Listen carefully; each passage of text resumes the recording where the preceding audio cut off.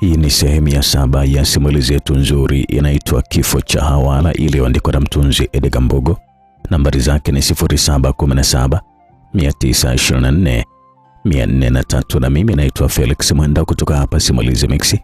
Nambari zetu ni 0677 062 012. Simulizi hii hapa YouTube tuko katika episode hii ya 7, lakini huko kwenye application ya SMX app imefika mbele zaidi, episode za mbele zaidi. Kama nakumbuka vizuri, sehemu iliyopita, sehemu ya 6 tulipoishia, ilikuwa ni pale ambapo nimerejea nyumbani kwa ajili ya kupumzika na nikapanga kwamba kesho nitaenda kucheki mechi ya mpira wa kikapu kama wale jamaa walivyokuwa wameniambia. Kilichoendelea, karibu sana katika sehemu hii ya 7.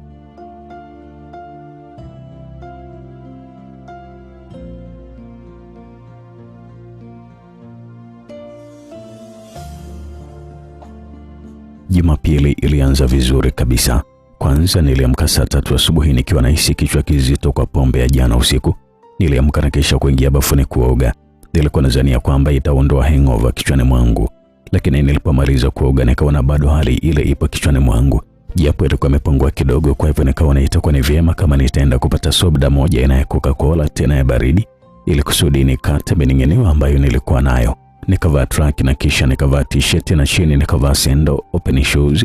Nikatoka pale greenhouse taratibu, na huko nilikuwa napekua simu yangu kutazama kama kulikuwa na ujumbe ama miss calls ambazo zilikuwa zimeingia wakati mimi nikiwa nimelala. Nashukuru sikuwa na message wala miss call kutoka makao makuu yani MSC, japo kuna ujumbe mmoja ambao huu ulikuwa umeambatana na miss call ukanishangaza kidogo. Ulikuwa na ujumbe kutoka kwa mwalimu Aisha. Na nikukote hapo kwako na kuja niko njiani. Nilishangaa kidogo kwa siku kama ile ya Jumapili, mwalimu Aisha ambaye aliwahi kunieleza kwamba alikuwa na mwanaume wake itikuja kunitembelea pale greenhouse. Sikumjibu kwa sababu message ile haikuwa inahitaji jibu. Zaidi ya hapo, niliweka simu mfukoni, maana wakati huo tayari nilikuwa nimeshafika dukani ambapo nilinunua soda ya baridi ambayo hii nilipoinywa tu ilikata hangover na kusababisha njaa pale pale, ambayo ni wazi kwamba nisingeweza kuimaliza kwa chai na mkate wa buffalo. Kwa nikauliza na kuelekezwa sehemu ambayo panapatikana supu ya kuku wa kienyeji. Dakika 15 baadaye tayari nilikuwa nimeshapata supu nzuri ya kuku wa kienyeji iliyokuwa na pilipili nyingi sana, ambayo hii nilikuwa naamini kwamba itanizidisha hamu ya kula zaidi, ambayo ilisindikiza chapati 2 ambazo hizi zilikuwa zimetengenezwa kwa ufundi mkubwa kweli. Na kisha nikajirudi greenhouse ambako Aisha angeingia muda wote ule kama ambavyo alikuwa amesema. Na huko njiani nilikuwa nawaza kitu ambacho kilikuwa kinamleta Aisha pale kwenye makazi yangu kilikuwa ni kitu gani? Na tena makazi ya chumba kimoja tu, yani kitanda umo. Isitoshe sikuwa na uhakika na sheria za kambi hili la kijeshi juu ya nyumba ile ya kijani, kuna ruhusiwa kuleta mgeni wa kike ama namna gani. Lakini wakati nakaribia pale greenhouse nikamwona yule askari koplo aliyenipokea kwa mara ya kwanza kabisa nilipofika hapa akinionyesha chumba hiki. Ulikuwa wapi teacher? Yani bahati nzuri mlango ulikuwa wazi, maana nilipokuta mgeni wako akiwa anashangaa tu hapa nje. Nikaja kugongea, nilipoona hapo nikamwingiza ndani mwenyewe. Alizungumza vile yule askari kopro, na hapo nikakumbuka kwamba sikuwa nimeufunga mlango kwa funguo. Asante sana kaka, lakini si hakuna noma yote ile yeye kuja hapa Nikauliza vile nako nilikuwa najaribu kujipapasa mfukoni kuona kama nina ufunguo. Hakuna noma yote ile kaka, wekale maisha tu. Alinijibu vile yule askari ambaye leo hii alikuwa amevalia mavazi ya kiraia na sio mavazi ya kijeshi kama kawaida, na huko alikuwa anaondoka zake kuelekea upande wa maofisini, na mimi nikaelekea ndani tu ambako huko ile tunakaribia mlango wa kuingilia ndani, sio ule wa chumbani, nilianza kusikia harufu ya udi, harufu ambayo hapo mwanzo sikuwa nimeiacha. Nikajua kabisa kwamba huyu ni mwalimu Aisha ndiye aliyeingia nayo manukato. Lakini kabla sijaingia ndani, nikaona gari linasimama barabarani usawa pale ambapo nilikuwa naishi mimi. Macho ya umbea yakanishawishi kutazama aliyekuwa anashuka kwenye gari hilo alikuwa ni nani. Nilichokiona moyo wangu ukaripuka kwa mshangao kweli. Ilikuwa ni mara baada ya kumwona mwalimu Aisha akiwa anashuka kwenye gari na kulipa nauli kwa kondakta, na kisha alianza kufuata uelekeo wa kuja upande wa Green Mess. Hapo nikahisi mapigo ya moyo wangu yanaenda mbio kweli. Ni nani sasa tuko ameingia chumbani kwangu? Ama atakuwa sio mwanamke nini? Ndio swali ambalo nilikuwa najiuliza muda ule, na huko nilikuwa napiga hatua za tahadhari kuingia ndani, ambapo mlangoni nilikutana na viatu vya kike, na huko harufu nzuri ya udi ilikuwa inazidi kunukia kwa nguvu. Nikajipapasa kwa lengo la kutoa bastora yangu ndogo, lakini kwa bahati mbaya sikuwa nayo. Hapo nikataka niachie tu Zito, lakini nikajizuia kwa kofia kwamba nitamshtua aliyekuwa ndani.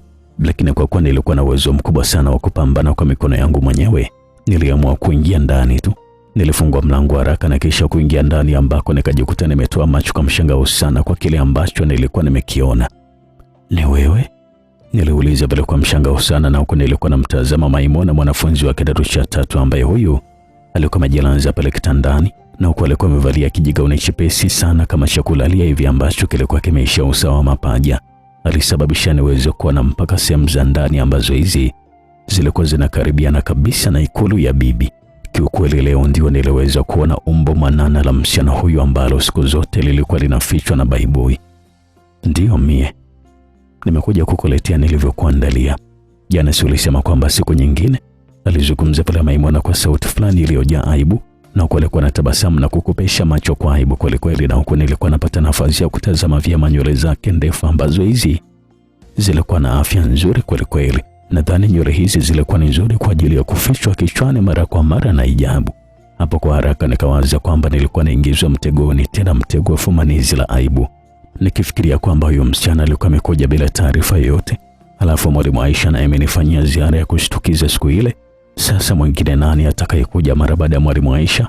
Hapo nikatazama kushoto na kulia kuona kama kulikuwa na mtu mwingine tena mle ndani ambaye yuko kwenye ile fumanizi. Sikuwa na mtu yote ule zaidi ya mfuko fulani uliokuwa umetuna hivi juu ya meza, na kulikuwa na baibui lake lililotundikwa kwenye msumari hivi ambao niliugonga dirishani, na nikamwona mwalimu Aisha akiwa anazidi kuisogelea ile nyumba, na kulikuwa anatoa simu na kubofya namba fulani, alafu aliweka sikioni, na muda ule simu yangu ilianza kuita. Nilipoitazama nikaona kwamba ilikuwa ni namba ya mwalimu Aisha. "Ni kitu gani hiki? Hebu niambie basi kama uko na mwalimu Aisha," nilimuuliza pale Maimuna kwa sauti ya chini. "Mwalimu Aisha? Kwa nini naye anakuja huko?" aliuliza pale kwa mshangao na mshtuko kweli Maimuna, na kwa alikuwa anainuka kutoka pale kitandani. "Sio anakuja, ameshafika, yuko hapo nje hapo," nilimweleza vile Maimuna, na hapo nikamwona akiwa anatazama dirishani ambako aliweza kumwona mwalimu Aisha akiwa ameshakaribia nyumba ile ya kijani, na huku simu yake ilikuwa masikioni anasubiria tu nipokee. "Mama yangu, nimekwisha. Lakini ticha, kwa nini huko niambia kama unatembea na mwalimu Aisha pia?"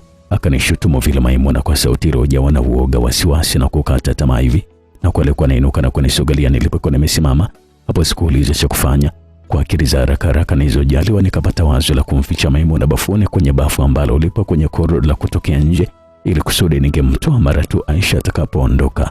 Nilikuwa naamini kwamba Aisha asingekaa sana na pengine asingeingia ndani kabisa. Haraka nikanyakua ile baibui lake na kisha kumkabidhi mkononi, kisha nikamshika mkono na kutoka naye nje ya chumba, na kisha nikaokota sendo zake pale mlangoni, alafu nikamsogeza kwenye mlango wa bafu na kumfungulia mlango. "Tulia humo, sawa?"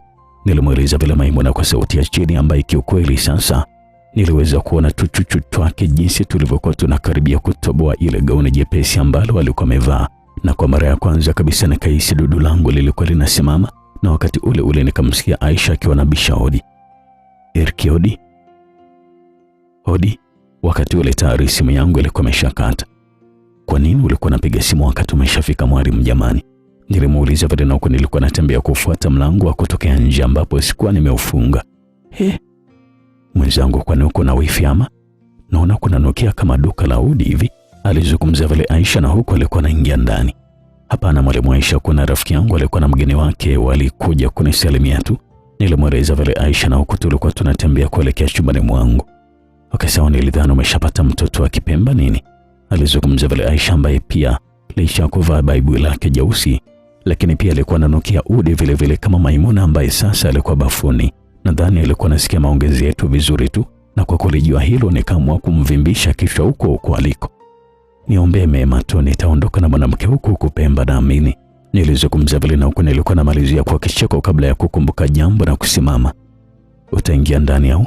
niliuliza pale, na huko nilikuwa namtazama Aisha ambaye alikuwa nyuma yangu tu. "Ndio, nitapumzika kidogo maana leo mimi ni mgeni wako. Huko nyumbani wameshanitibua huko," alijibu vile Aisha, na hapo nikaona kwamba nimeshakwama, maana nilitegemea Aisha singekaa kabisa kwa muda mrefu, angeondoka na mimi ningemtoa Maimuna kule bafuni kusudi nimpatie alichokuwa anahitaji. Nilishazama kwenye mtego wake tayari. "Oh, karibu sana mwalimu," Nilizungumza pale kwa sauti ya kuchangamka, japo katika moyo wangu nilikuwa ninasikitishwa sana kwa kutia kitumbua mchanga. Nilifungua mlango na kisha tukaingia mpaka chumbani. Karibu sana mwalimu, japo kuna kiti kimoja tu hapa. Nilimkaribisha vile mwalimu Aisha, na huko nilikuwa napanga vizuri vitu mle ndani. Wala usijali kabisa, kwanza si atukage kwenye viti, si unajua alizungumza vile mwalimu Aisha, na huko alikuwa anaweka mkoba wake wa kike juu ya meza. Alafu nikamwona akiwa anakaa kwenye kiti na kuanza kuvua viatu vyake. Hapo nikaona ndio nafasi ya kwenda kumtoa Maimuna kusudi aondoke zake. Ikiwezekana nikamle kimoja cha fasta kule bafuni, maana toka nimeingia Pemba sikuwa nimewahi kuongoza mzigo kabisa. Nilikuwa nimepanga kwamba baada ya kula kitumbua kwa chai ya wima ndio nimtoe sasa, asije kuona na Aisha ambaye alisema kwamba angekaa sana pale getoni. Sorry, nakuja mara moja mwalimu. Nilizungumza vile, na huko nilikuwa nafungua mlango wa kutoka nje na kisha nikaufunga mlango ule. Hapo nikaufuata mlango wa bafuni na kisha kusukuma na kisha nikazama ndani, na huko nilikuwa nawaza namna ya kumshawishi mtoto huyu wa Kipemba nipe kitumbua muda ule. Lakini ile tunatazama mle ndani hapakuwa na mtu zaidi ya harufu ya udi tu. Nikajikuta niko naisha kuguna tu kwa mshangao, na huko nilikuwa natoka nje haraka na kuelekea mlango wa kutokea nje.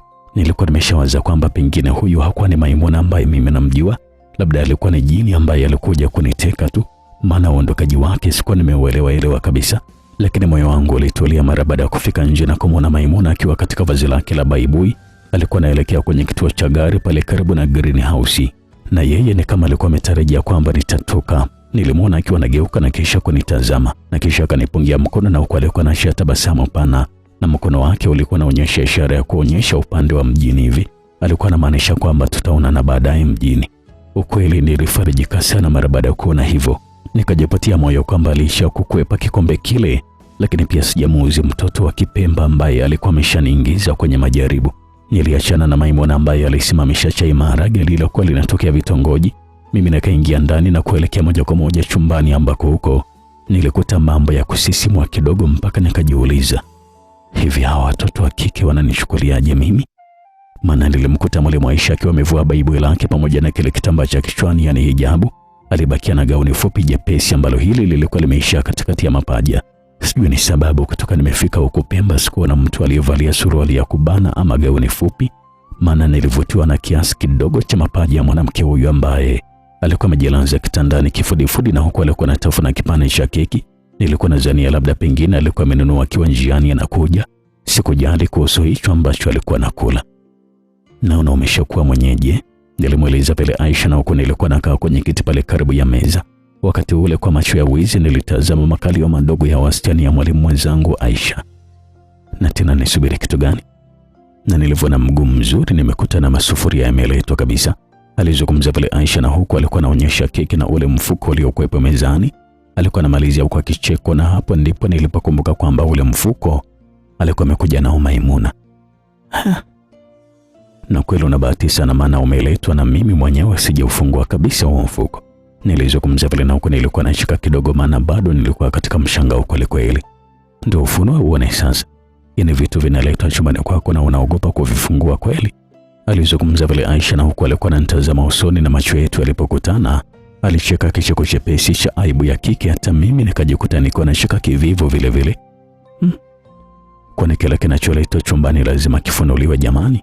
Niliuliza vile kwa utani, na huko nilikuwa nafunua ule mfuniko. Hapo nikaona vitu ambavyo vingi vyake vilikuwa ni vigeni kabisa kwangu, ukiachilia mbali keki niliyokuwa naifahamu, lakini pia kulikuwa na vikorokoro vingi sana ambavyo hivi baadaye nilikuja kuvifahamu kwa majina kama vile kababu, kaimati, visheti pamoja na vileja. Utaachaje kufunua jamani, ingali kitu kiko chumbani mwako kabisa? Alizungumza vile mwalimu Aisha, na huko alikuwa anageuka na kisha kunana chali. Ukweli lugha ya mwalimu Aisha ilikuwa ni lugha tata kidogo, lakini nikajifanya kama sijaelewa kitu na kupotezea hivi. Yani leo siendi hata mesi kula jamani, nitashinda hivi. Nilizungumza pale, na huko nilikuwa na dokoa kileja kimoja na kujaribu ladha yake. Kilikuwa ni kitamu kweli. Ni kitamu, nilisifia vile, na huko nilikuwa naachana na ule mfuko na kisha nikafunua kompyuta na kuiwasha. Unaona sasa ungepataje utamu bila kufunua? Alizungumza pale mwalimu Aisha, na hapo nikashindwa kabisa kujizuia. Nikajikuta nikiwa naachia kicheko pale. Lugha yako mwalimu inakuwa na utata kidogo, hasa kwa kule kwetu najua. Nilimweleza vile mwalimu Aisha nikiwa nategemea angeacha maongezi ya mtindo kama ule. Wala kuna utofauti wa lugha hapo. Ni Kiswahili kile kile tu. Sasa wewe usichokeelewa ni kitu gani? Alizungumza vile kwa utani akiwa bado tu amelala chali akinitazama nilichokuwa nakifanya. Hapo nikaona dawa yake ni kupotezea tu yale maongezi ambayo haya niliona yangesababisha niingie kwenye hatari ya kutupiwa majini kama alivyosema Mwasenga. Maana huyu alikuwa ni mwanamke wa mtu kabisa. Sikujibu tena zaidi. Nikaweka movie na kisha kwenda kukaa pale kitandani tukiwa tumekikata kitanda kwa mapana yake yote. Tukaanza kutazama movie kwa pamoja na mara baada ya dakika 10 hivi nilikuwa nawaza tu nia na madhumuni la ujio wa Aisha pale getoni kwangu. Ametoka amekuja kupima uvumilivu wangu nini? Nilikuwa najiuliza vile kimoyo moyo. Lakini nilikuwa nawaza hilo tukiwa tunatazama movie. Aisha akaniuliza swali. Eric, mbona sasa unauliza kilichonisibu mwenzio? Hapo nikaona dalili ya kwamba ujio wake unaweza kuwa tofauti na vile ambavyo nilikuwa nawaza mimi. Mpaka niulize kumbe. Hapo nilikuwa nasubiri tu uanze kunieleza we mwenyewe. Nilizuga vile kwa mtindo huo. Na hapo Aisha akaanza kunieleza kilichomfanya kuja pale kujipumzisha getoni kwangu. Na hapo Aisha alianza kunisimulia mkasa wake ambao nitakueleza kwa ufupi. Japo ungeweza kuwa wa kusisimua endapo ningeusimulia kwa mapana yake. Lakini ni nje kabisa ya mkasa huu wa kifo cha Hawara. Nadhani unakumbuka kwamba Aisha alishawahi kunieleza kwamba aliolewa akiwa ni binti mdogo tu. Aliishi kwa muda mfupi tu na mume wake huyu ambaye alimtalakia mara baada ya Aisha kuhitaji kujiunga na chuo cha walimu.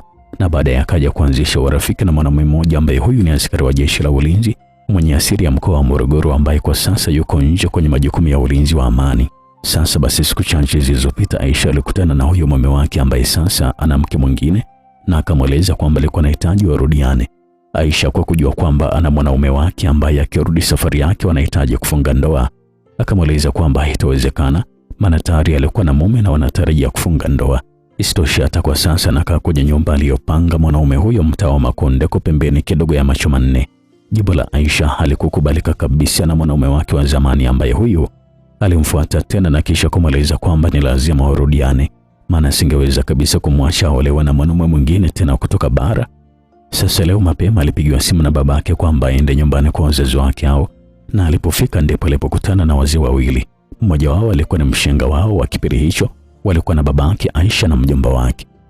Aisha kuwa na kazi haiondoi thamani ya mume kwako. Alieleza vile hayo moja kati ya wazee kati ya wale wawili, na mshenga pamoja na mjomba wake Aisha akaunga mkono jambo hilo. Kasoro baba yake Aisha tu ambaye huyu alikuwa amekaa kimya tu. Inabidi uolewe na bahati nzuri mume tayari unaye, alieleza vile mjomba wake, na hapo Aisha akajua kinachokusudiwa ni kitu gani. Lakini ule mbona nilishachana naye kwa taraka tatu. Kidini hawezi kabisa kunioa mpaka niolewe na niachike tena. Isitoshe tayari mimi nina mchumba na subiri arudi kusudi tufunge ndoa, alieleza vile Aisha, na hapo wote watatu wakatazamana kama wanauliza na jambo fulani hivi, na kisha ule mzee akazungumza.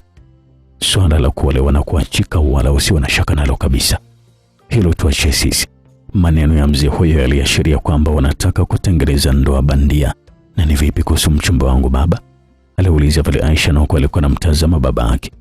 Ukweli ni kwamba kwa sasa mimi siwezi kabisa nikakulazimisha. Maana wewe ndiye mwenye kuona kama utaishi na mume wa zamani ama utamsubiri huyo mchumba wako ambaye umesema kwamba yuko safari. Alizungumza vile babake mwalimu Aisha, na hapo mjomba wake akadakia pale pale. Kwa hivyo Aisha, unataka kusema kwamba unataka kuolewa bara? Aliuliza vile mjomba wake, na Aisha kwa sauti ya maki kweli kweli, kitu ambacho kilifanya Aisha gundua kwamba kuna jambo mjomba wake alikuwa ameshalipanga, nalo ni kwamba lazima aolewe na mwanaume yule yule wa kwanza. Mjomba, kwani bara ndio wapi? Mbona wao wanaishi huko kisiwani? Isitoshe ni nchi moja tu hii ya Tanzania, alieleza vile Aisha, na hapo ikaonekana wazi kabisa kwamba Aisha hakuwa anahitaji kabisa kuishi na mume wake wa zamani. Aisha, wewe bado ni mtoto wetu. Hebu kana mwenzako umalize tofauti zenu, alizungumza vile mjomba wake na Aisha. Na hiyo ndio ilikuwa ni kauli ya mwisho kabla ya kuvunja kikao, na mimi kukuamua kukupigia kukuambia kwamba nakuja kwako, alizungumza vile Aisha ambaye nilimshauri kusikiliza moyo wake tu. Tulishinda pamoja pale Green Messi, tulikula keki na vileja, na tulikuwa tunatazama movie na kuzungumza hili na lile. Muda wote nilikuwa katika wakati mgumu sana, maana kuna wakati Aisha hakuweza kuwa makini na kinguo chake ambacho alikuwa amevaa. Kilikuwa kinapanda kwa juu na kuacha sehemu kubwa ya mapaja yake kwa wazi. Sijui hata nilikuwa na kiu ya kiwango gani. maana kuna muda dudu lilikuwa linavimba kweli kweli kiasi cha kitambaa chepesi cha traki ambayo nilikuwa nimeivaa kushindwa kabisa kuzuia muonekano ule na kuonyesha wazi kabisa ramani ya dudu ilivyokuwa imejitutumua ndani ya traki yangu. Mida ya saa 10 kasoro ndio mida ambayo Mwasenga alinipigia simu kwamba alikuwa ananifuata kwa ajili ya kunipeleka mazoezi. Japo leo sikuwa naenda kufanya mazoezi zaidi ya kutazama mpira tu. Kwa hivyo tukajiandaa na kisha kusubiria usafiri ambao huu haukuchelewa sana. Walikuja na sisi tukapanda gari na kuelekea mjini. Tukiwa mimi pamoja na Aisha ambaye huyu aliamua kushinda nje ya nyumba yake kutwa nzima na kurudi usiku kabisa. Uwanjani palikuwa pamejaa watu wengi tofauti na siku nyingine zote nilizowahi kuja hapa. Ilikuwa ni tayari Mwasenga alikuwa ameshatushusha kutoka kwenye gari karibu na usawa wa geti la Chake Chake hospitali. Tuliingia eneo la uwanja na kutafuta sehemu ambayo tungeweza kutulia na kutazama mpira bila kizuizi chochote. Tukaenda kukaa kwenye ukuta wa ofisi za KVZ ambao huu umekaa kama ngazi fulani hivi. Tulikuta mechi imeshaanza dakika chache zilizopita. Wakati tunaendelea tu kutazama mpira ambao timu ya Chake Chake ile ambayo nilikuwa nafanya nayo mazoezi ikiwa inashambuliwa na kupunguzwa vikapu, mara nikamwona Sene yule mwanamke mzuri kuliko uzuri wenyewe ambaye huyu alikuwa anaingia pale uwanjani. Alikuwa anatokea kule upande wa mjini, yani Marikiti. Aisha namwona yule mwanamke yule. Nilimuuliza pale Aisha na huko nilikuwa namuonyesha kule ambako tulikuwa tumeingilia sisi ambako Seni alikuwa anatokea. Nani Jesenia? Mbona namjua vizuri tu, maana tumesoma wote Masingini primary kule. Vipi, umeshampenda nini? Utamweza, lakini mjombake ni tajiri mkubwa kule kweli. Alizungumza vile Aisha na huko alikuwa anaongeza maneno ambayo hata hayakuwepo kabisa. Da. Basi mwenzako siku ya kwanza si nikajua yule ni jini. Nilimweleza vile Aisha ambaye nilimsimulia mkasa wangu alivyokuwa, lakini sikumweleza kama mimi ni mpelelezi. Aisha alicheka muda wote wakati nikiwa namsimulia. Hata wakati namaliza kusimulia pia aliongeza kicheko zaidi kwa nguvu. Hata baadhi ya watu wakawa wanamtazama kwa mshangao. Na bahati mbaya hata Seni ama Jesenia naye pia aligeuka na kisha kututazama. Hapo nilitamani kumshtua Aisha kusudi aache kucheka, lakini nilikuwa nimeshachelewa. Maana nilimwona Jesenia akiwa anageuza uso wake na kisha kututazama. Na hapo nilikutana naye macho kwa macho na kumwona akiwa na tabasamu tu. Na usiombe kabisa kumwona wakati kama huu akiwa na tabasamu. Na usiombe kabisa kumwona wakati kama huu akiwa na tabasamu. Maana huwa anatoa tabasamu angavu kama jua la asubuhi nyakati za kipupwe msimu wa baridi. Watu wachache waliomtazama wakajikuta wakiwa na sahau kabisa kuhusu kicheko cha Aisha. Walimtazama Seni ambaye huyu sasa alikuwa anatembea kuja pale ambapo tulikuwa tumekaa sisi. Sijui hata ni kwa nini moyo wangu ulilipuka kwa mshtuko na hofu ya kushindwa kabisa kumkabili mwanadada huyo mwenye urefu uliokuwa unafaa kuwa misi fulani. Nikajifanya tu napotezea na kisha kutazama uwanjani ambako bado Chake Chake walikuwa nyuma sana kwa pointi. Bahati nzuri wakati ule nikasikia mtu alikuwa ananisalimia. Prosi, vipi, mbona umekaa huku, twende ukaokoe jahazi? Nilisikia sauti kwa mbali ambayo mwanzo sikujua kabisa kama mimi ndio nilikuwa nasemeshwa, maana jina hilo la bandia sikuwa makini nalo kabisa. Sijui nakusemesha wewe? Akanishtua vile Aisha, na hapo nikageuka na kisha kumtazama msemaji. Alikuwa ni mmoja kati ya watu ambao tunafanya nao mazoezi. Njoo basi Prosi bwana, alisisitiza vile ule jamaa, na mimi nikawa na afadhali sasa. Kwa hivyo nikainuka pale ambapo nilikuwa nimekaa, na huko moyoni mwangu nilikuwa nafurahia kubishana na Seni.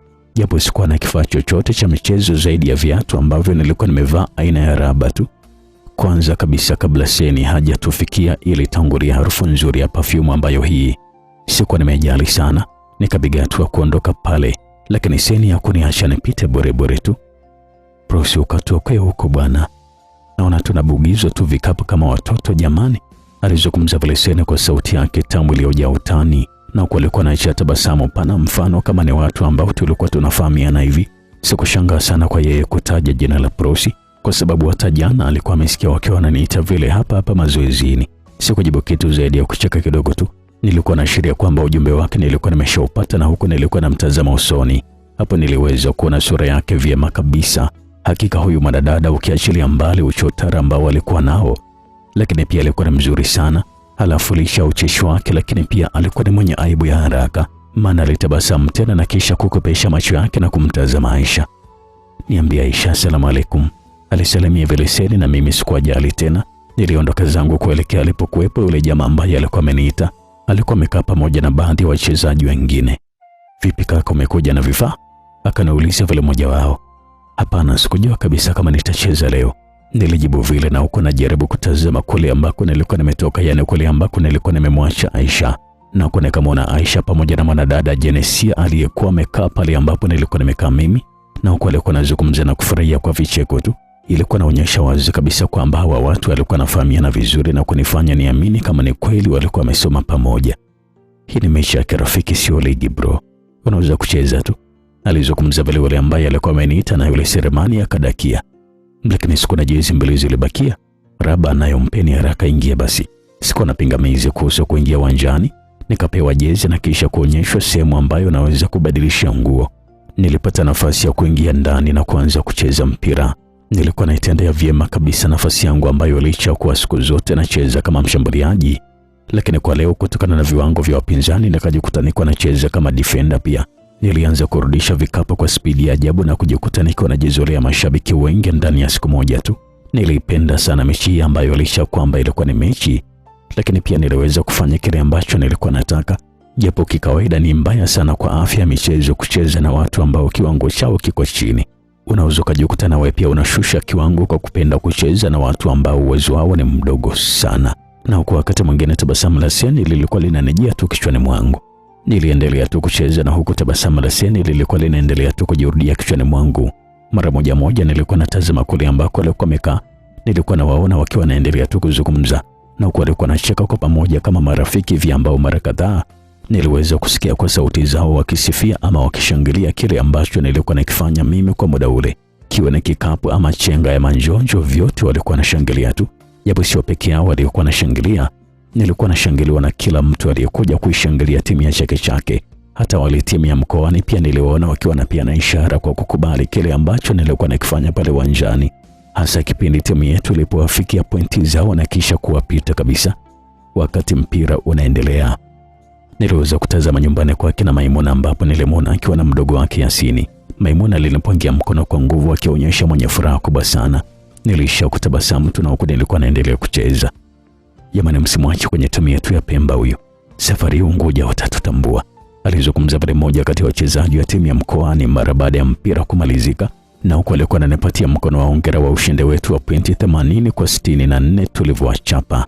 Kama ilivyo ada, adhana iliposikika tu watu walitawanyika kwa dakika 0 na pale tukabakia mimi na Aisha tu, na hata Seni alikuwa ameshaondoka zake. Nilibadilisha nguo na kisha kubeba zile jezi kwa miradi ya kurudisha siku ambayo ilikuwa nafuata mida ya mazoezi, maana ilinilazimu kwenda kuzifua kabla sijazirudisha. Tuliondoka taratibu pasipo kumuona Maimuna. Nadhani alikuwa anamuogopa sana mwalimu Aisha. Basi huwezi kabisa kuamini Aisha. Yaani nikipita humo mida hii ya kurudi, wanahisi muda wote jini linaniibukia tu. Nilimweleza vile Aisha mara baada ya kupita msikiti. Hapo Aisha alianza kucheka kwa nguvu mwenyewe. Unajua, nilipomsimulia Seni amecheka sana. Anasema kwamba ni kweli siku moja alikuona na ukawa unamkimbia. Sasa akawa ananiuliza ni kwa nini ulikuwa unamfananisha na jini. Alizungumza vile Aisha huku akiwa anamalizia na kicheko chake. Ukweli hapo nikajihisi aibu kubwa sana usoni mwangu. Hasa kwa nini nao umemsimulia upuzi kama huo? Niliuliza vile kwa mshangao na aibu kweli kweli. Alikuwa ananiuliza maswali mengi tu kuhusu wewe. Sijui hata atakuwa amekupenda yule. Ndio maana nikamuuliza kwamba ulimfananisha na jini. Alizungumza vile Aisha wakati wote ulikuwa tunaendelea tu kutembea na kusikilizia gari. Kama lingetokea muda wote ule angekuuliza kwa nini, ungemjibuje sasa? Nilimuuliza vile Aisha kwa mshangao. Moyoni mwangu nilikuwa nimeliona kosa nilikuwa nimelifanya kumsimulia mwanamke huyo juu ya upofu wangu wa fikra juu ya Jesenia. Aulize? Mwezi alishauliza zamani tu mbona? Nikamwambia kwamba sababu ni uzuri wako, alafu isitoshe pia wewe ni mgeni hapa Pemba. Alizungumza vile Aisha na wakati ule tukaliona gari la jeshi lilikuwa linakuja. Naye akasemaje sasa? Nilimuuliza vile Aisha na huko nilikuwa nalitazama gari ambalo hili lilikuwa linatupita kwa lengo la kwenda kugeuza ili kusudi tuje tupande. Alicheka tu na kuendelea kuniuliza habari mara vipi ule ndio shemeji? Anakaa wapi? Anafanya kazi gani? Alizungumza vile Aisha na wakati ule gari lilikuwa limeshasimama karibu yetu. Tukaingia ndani ya gari na Mwasenga kaondoa gari hilo. Nipatie matokeo bro. Alizungumza vile Mwasenga na mimi nikampatia matokeo ya mechi, huku Aisha alikuwa na mimina sifa nyingi juu yangu mimi. Mpaka tulipomwacha macho manne na kisha yeye kuelekea kwenye nyumba ambayo alikuwa naishi, na sisi tukaelekea Alhamisi Camp ambako huko nilioga na kufua jezi na kisha nikaondoka na Mwasenga kurudi Wawi, yani Messi kule ambako nilienda kupata chakula cha jioni na huku mara kwa mara tabasamu la Seni na kile kijaibu chake vilikuwa vinaendelea tu kunijia kichwani mwangu na kunifanya nianze kumtamani mwanamke huyo ambaye sasa nilikuwa na uhakika wa 100% kwamba sio jini kama ambavyo nilikuwa nafikiria. 2:15 ndio mida ambayo nilikuwa naingia ukumbini. Nilimkuta Mwasenga akiwa anazungumza na Bwana Usi Juma Muhammad, ambaye huyo nilimkuta akiwa amekaa na mwanamke fulani hivi ambaye huyo sio yule wa jana, kwenye meza yake ile ambayo siku zote huwa kwenye kona iliyojificha hivi, na kulikuwa na mwanga fulani hafifu hivi. Nilipita pale na kisha kuwasalimia pia. "Wewe kaka, mambo vipi? Naona upo kama kawaida yako." Akanisalimia vile kwa uchangamfu Bwana Usi mara tu baada ya kuniona. "Shwari tu kaka, unajua tena hapa ndio kwa mama hapa. Lazima nije kupata chakula cha jioni kila siku." Nilijibu vile kwa uchangamfu pia. "Nasikia leo hii umekinukisha vibaya sana pale kwenye uwanja wa mpira wa kikapu." Alizungumza vile Usi ambaye kiukweli sikuwa nimemuona uwanjani siku ile. "Kidogo tu kaka, tulikuwa tunawafundisha mpira tu wale." Nilizungumza vile nako nilikuwa nacheka kidogo, na kisha mimi na Mwasenga tulienda kukaa kwenye meza moja ambayo hii ilikuwa mbali kidogo na ile ambayo Usi alikuwa amekaa. Nilikuwa nimechagua mimi meza ile ya pembeni, maana kuna maswali nilikuwa nahitaji kumuuliza Mwasenga na sikuwa nataka kabisa Usi asikie hata kwa bahati mbaya. "Leo bwana, nimemwona yule mwanamke kwa karibu kabisa. Ni chuma vibaya mno yani." Nilimchokoza vile Mwasenga wakati tukiwa tumeshapata bia kadhaa. "Nani yule ticha yule?" "Alafu umenikumbusha kitu. Unajua kwamba yule ni demu wa soja mwenzetu yule?" Alizungumza vile Mwasenga akiwa na maanisha kwamba mwalimu Aisha alikuwa na mwanamke wa askari wa pale pale pia. "Hapana kaka, yule demu mimi mbona sina mpango naye kabisa. Mimi namzungumzia Seni yule." Nilifafanua vile kwa Mwasenga ambaye alishika kidogo. "Kaka, kabla ya yote hebu kwanza na kudogeza kidogo juu ya huyo mwanamke huyo." Alizungumza vile Mwasenga, na huku alikuwa anajiweka sawa na kuchukua chupa yake ya bia. Alipiga funda moja, na kiukweli nilipatwa na msisimko kwa kufahamu mengi kuhusiana na Seni. Nilikuwa nahisi kwamba Mwasenga atanieleza mambo mazito kuhusiana na Jesenia. Mwasenga akaweka chupa mezani na kisha kujiweka sawa. "Unajua nini kaka? Kwanza mjomba wake ana fedha nyingi sana yule, lakini pia yule demu haingiliki kirahisi kama ambavyo unafikiria. Wale makamanda wote ambao unakula nao kule ndani, wale wote walishamtokea yule demu na amewamwaga wote, na sio yeye tu. Masoja kibao nao walishawahi kumfukuzia, lakini nao walishindwa." Alieleza vile Mwasenga, na hapo nikapata mashaka kidogo kwamba ni kwa nini mwanamke mkubwa na mzuri kama huyu asiwe na mpenzi, na kama asingekuwa amesoma na Aisha ningehisi kabisa kwamba alikuwa ni jini, na ile matabasamu yake ningehisi kabisa kwamba alikuwa na lengo la kunichanganya mimi ili kusudi niingie kwenye mtego wa kuninasa, ili kuniua na mimi nishindwe kuendelea tu na upelelezi. "Hivi wazazi wa Seni nao ni matajiri ama wao ni kawaida tu?" Nilimuuliza vile Mwasenga ambaye hakupata shida kunipatia majibu. "Wazazi wake siwajui kabisa, na namjua mjomba wake tu, huyo binamu yake huyo pamoja na shangazi yake basi." Hilo ndilo jibu la Mwasenga ambalo alikuwa amelitoa. Sikutaka kupoteza muda mrefu pale Messi, nikamwomba Mwasenga nipeleke kempu, na aliponifikisha tu nilimpatia 10,000 ili kusudi akaendelee kupata bia. Nilifanya hivyo kwa sababu yeye alikuwa ananisaidia usafiri kila siku. Si unajua tena katika mkataba wangu wa kuhifadhi wanajeshi kwa umehusisha usafiri. Kwa hivyo yeye alikuwa anajitolea tu kunisaidia mimi. Japo pia Luteni Malambo, yani afisa utawala wa Alhamisi kempu, alikuwa ametoa maelekezo ya kusaidiwa usafiri pale ambapo nitakapokuwa nahitaji. Nilijiegesha kitandani na huko nilikuwa natafakari mambo ya kutwa nzima, kuanzia yule binti Maimuna, kisha ujio wa Aisha, na kisha kule Chake Chake. Ina maana kwamba Maimuna alikuja kuliwa au? Nilikuwa nawaza vile kuhusu Maimuna ambaye ni mwanafunzi wangu kabisa. Na kama ni hivyo, ina maana kwamba yeye atakuwa sio bikira basi, ama alikuwa tayari ni mtu wa bikira yake. Na kama ningemtoa bikira yake, unadhani ingekuwaje pale ambapo angejua kabisa kwamba mimi siwezi kumwoa? Nilikuwa naendelea tu kuanza vile mpaka nilipostuliwa na mlio wa simu. Nilipoitazama ilikuwa ni namba ngine kabisa, na tena ulikuwa ni mtandao ambao ulikuwa unapatikana katika visiwa hivi hivi. Nikaipokea ile namba.